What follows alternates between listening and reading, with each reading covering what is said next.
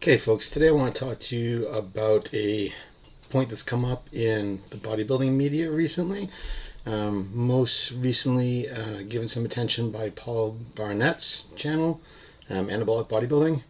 And he was referring to a conversation between, I believe, Jay Cutler and Milos Sarcev about the ease or relative ease of getting a pro card nowadays compared to back in the olden days, but let's say 1990s, 2000s. Okay, leave 2010s out of it because I think things started to change around then. Anyway, I want to address this because I have been in the bodybuilding scene for quite a long time.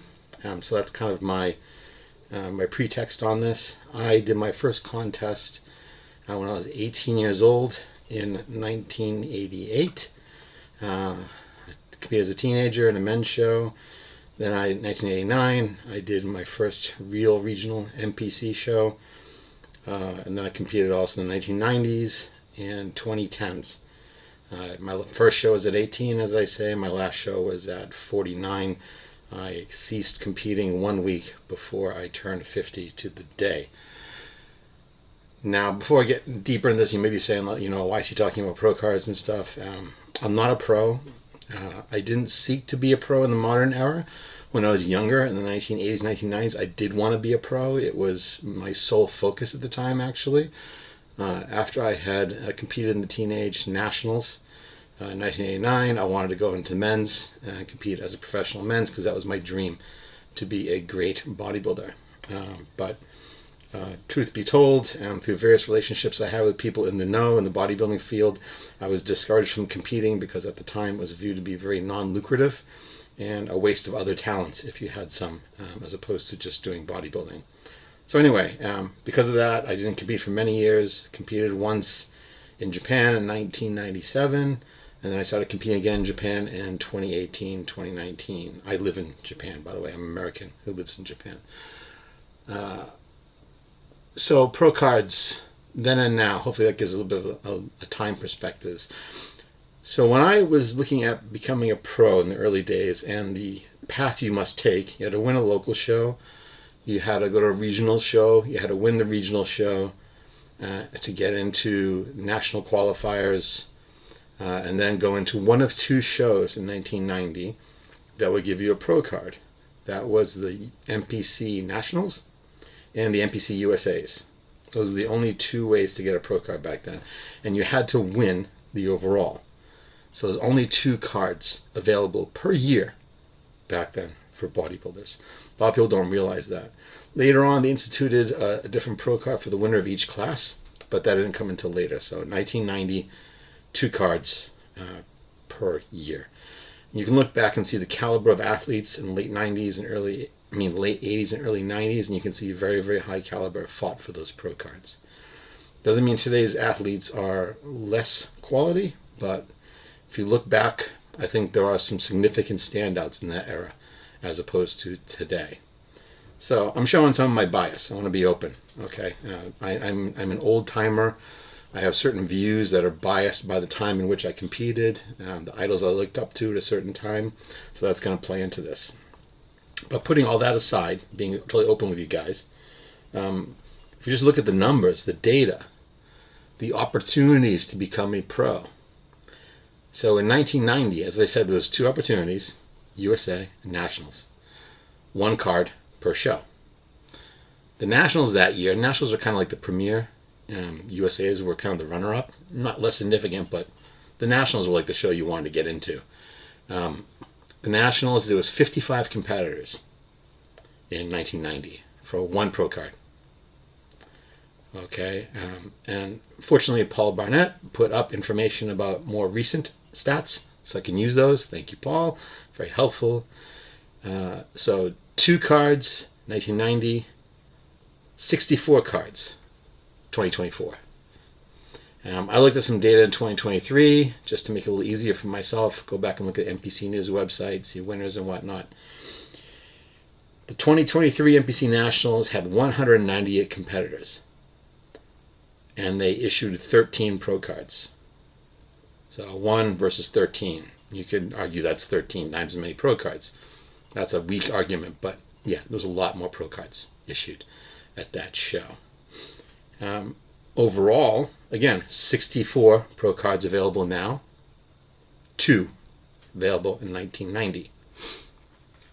Now, Paul does go on to say something that's absolutely true. There's more competitors now than there were back then. For sure. Yeah, there's more. It's hard to get the exact data on that. We can only guess. We can speculate. Because I don't think the MPC releases numbers on its membership. So we can guess. At least it's in the tens of thousands. Probably was in tens of thousands back in 1990. Probably around, I'm wildly guessing, maybe let's say 5,000 across the whole country of people who would compete at any time and maybe go to the next level of competition. But anyway, I think you look at the proportions of cards versus competitors. Well, back in 1990, by the stats of competitors versus cards, you had a 1.82 chance of becoming a pro in that show, the 1990 MPC Nationals. In 2023, with 198 competitors and 13 cards, you had more than a 6.5% chance of going pro. So just statistically, by the numbers, it is easier to obtain a pro card. This does not talk about the effort required to go into being a pro or acquiring a pro card. I'm not going to speak on that because everybody's different. I competed back in the 1990s. I've competed in the 2010s. It's always hard. If you want to win, it's a very, very hard journey to get ready for stage. And no one is going to discount that. They certainly should not, especially in men's open bodybuilding. The amount of tissue you have to put on in the off season, the amount of fat you have to lose before a show, you have to control your shape, your balance, your symmetry, learn how to pose, your presentation, everything. It's not easy. It's never been easy. It's not easy now. But as far as opportunity, there's a great deal more opportunity to get a pro card now. And having said that, one also should maybe consider, at least I like to consider, the reasons for getting a pro card. So in 1990, you got a pro card because you wanted to be a pro. You wanted to compete as a professional bodybuilder. You wanted to be a professional. This card gave you the right to compete on stage with other professionals. It's basically a stamp of approval that you have reached that level. So now you can compete. And that's what most people did. People got their pro cards in 1990 and 90s, probably 2000s, because they wanted to be on the cover of Flex magazine. They wanted to win the Mr. Olympia. They wanted to win, the Arnold. They wanted to win whatever show they had their sights on. They wanted to be known as the best bodybuilder around. That's why they got their pro cards. That's it. They didn't do it so they could put a plaque on the wall and invite friends over and say, hey, look, I'm a pro, Nobody cared in the 1990s, 2000s, okay? It was because you wanted to be a professional athlete in the field of bodybuilding, okay? And if you're extremely lucky, you might get picked up for a weeder contract. Back in those days, they paid the salary that took care of your benefits and everything. It was like being a company employee, and the salaries are pretty good. They could exceed $100,000 a year, which is quite a bit in like 1990. So there was that as well. But it was all about being a competitive bodybuilder. That was the thing. And if you didn't compete, you would get kind of harassed by IFBB management to show up and get on stage and do shows. They weren't happy if you didn't actually compete if you had a pro card. Today things are different. We have social media. People get pro cards so they can put IFBB Pro under their name in social media. They can use that for social media clout, for leverage, for marketing. Nowadays, coaching is a big business. And I will not say that's a bad thing because I am a coach. I like to help people. That's why I do this. That's why I'm speaking now. I try to help people, give people information. But IFBB Pro label has become like a marketing tool for this profession. And it can be applied by people who maybe don't have the knowledge or the years or the experience really needed to be an appropriate coach for others. They may know themselves well. They probably use the coach who taught them everything they know. But they use IFBB Pro as a way to leverage and market themselves, which is not a crime. It's fine. I get it. It's okay. But it's a fundamentally different reason than why people got pro cards back in the 1990s. A lot of those people too who get the pro cards have no intention of ever competing as a pro, which is fundamentally different than the 1990s approach. They just want to get the pro card and that's it, and they hang up their trunks. They don't compete again. Even myself being in the Masters class, and there's opportunities to get Masters Pro cards, which I've been tempted to from time to time, you know. If you think about it, Masters, they can get a pro card, and they could compete in the Open class, but they never do. It's really, really rare they're ever going to do that. So there's a question of legitimacy, to me, some sense of like, why get a pro card if you have no intention of being a pro, unless it's wall decoration. You know, that's just my thing. It used to be a gateway to being a pro and competing as a pro. That's why you got the card. So you could become a pro and compete as a pro. Not just to say, hey, look at me, I got this thing, and put it on your social media or whatever to impress people or to market with. So the reasons are very different than they were then.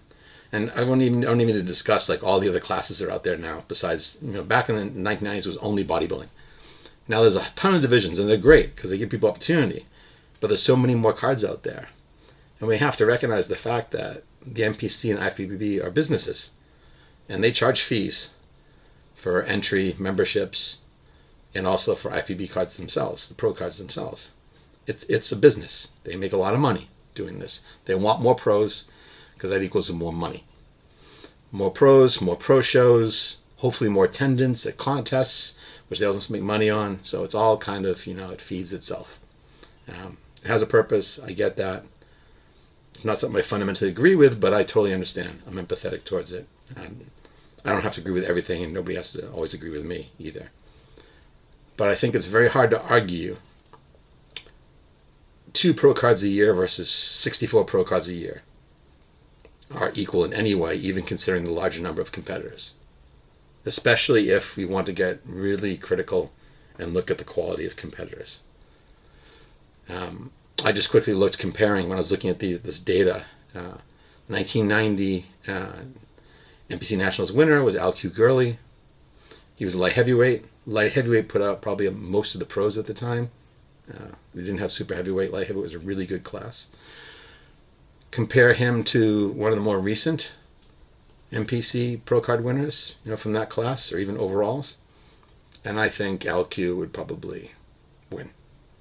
My opinion, you know. But look at the pictures, Al-Q Gurley, and pick someone out of the recent winners of the NPC Nationals or USA's or whatever pro card show you want, and I think you'll see that the caliber of athlete back then may have been better at the very highest levels. We have a larger funnel, more people coming in, but still exiting, there's a certain amount. And those people will always be the same, I think, whether there's 10,000 competitors or 100 competitors. Unless you have some great undiscovered talent out there who has no idea they're a good bodybuilder, and they would be if they went to the gym. Those people will never know, of course, right? But yeah, so I think that qualitatively and quantitatively, it is easier to get a pro card now. It doesn't mean we discount the efforts of today's athletes at all. It is incredibly hard to win any contest. And it gets harder the higher up you go. So local, regional, national, pro level, each step is harder and harder and harder. And nobody should discount that effort. I'm not doing that. I'm simply saying that quantitatively and qualitatively, by the numbers, it's technically easier to get a pro card now than it used to be. Some people with pro cards now may get upset with me on that, and that's okay, you know. Like I said, I've done pro qualifiers. In 2018, I did a pro qualifier here in Japan. At 48 years old, I went into open men's. I got 3rd place out of most of Asia, which was pretty good. I was happy with that. In the shows I've competed with, shows I competed over here in Japan, people I've competed with, some people who beat me have become pros after. Some people I beat have become pros afterwards. So you can kind of take that for what it's worth. But I was not invulnerable to the attractions of IFBB Pro card, but it doesn't have that luster to me on its own that it may have for some. It's a nice marketing tool for people who are in the business of coaching, but it's not. It shouldn't be what it's all about. You know, I think experience, time in the trenches, And the ability to help others is more important than that label, personally. Again, that's my feeling. It's kind of self-validating because, I don't have a pro card. I don't seek one, and I am coaching, so I'm kind of justifying my approach and my model. I get that. I'm totally self-aware of that. But I think just technically speaking on the subject of pro cards, easier today than before. As far as quantity and opportunity, yes. Caliber of athletes, probably. Is everybody who's working hard for a pro card deserving of their pro cards they win? Absolutely. Absolutely. But you just can't compare 2 to 64 opportunities. And that's just in the US. Okay? One thing that's overlooked is that there's affiliates for IFBB everywhere. Here in Japan, they introduced pro cards back in 2018. And since then, they've multiplied like rabbits, the amount of pro cards available. Which is good. I mean, it's fine. People who want that thing can get it. But as this continues, as more and more shows around the world offer pro card qualifications, it gets easier and easier technically. And before you say, but those different countries, I'm here in Japan, okay? When I competed in the 2018 Japan Pro Qualifier, very few people on the stage with me were Japanese or even from Japan. I'm not Japanese, but I live in Japan, have for many, many years. I had the guy who came in front of me, second place, is from Hong Kong, and the winner of my class was from Korea. And the guy who won overall that year was Chinese. The next year I competed in 2019, I got second place in Masters, and the guy who won, I think, was from Morocco. So people fly all over the world to get pro cards. Maybe because they go to markets where they think they have a better chance of winning. Maybe. I can't say. That's me being a bit cynical, so I probably should just discard that and ignore it if you like. But, there's probably a good chance there's some truth in that. Okay? So, yeah, pro cards, why you get pro cards, what do you do with a pro card, how easy is it to get a pro card? Things have changed a lot in 30 years, 40 years, whatever. Of course they have, right? But I think that quantitatively and qualitatively, there's no arguing with the fact that it's technically easier to acquire a given pro card that's available these days than before. It's my personal feeling. If you feel differently, feel free to comment below. Thank you, Paul Barnett, for bringing this up. I appreciate making the video you did. I hadn't seen the original one by Jay and Milos on this topic, so I appreciate you bringing it up because it is something that has come up for me many times, and I do consider and think about and discuss with friends. So anyway, leave your comments below. Let me hear what you think. I'm very interested in your points of view. I'm interested in hearing people across the age spectrum and those who've competed over the years as well, what their views are. If there's people that are similar to mine or diametrically opposed to mine. I'm open to hearing everything. Anyway, that's it today. I'm Matt Twigg.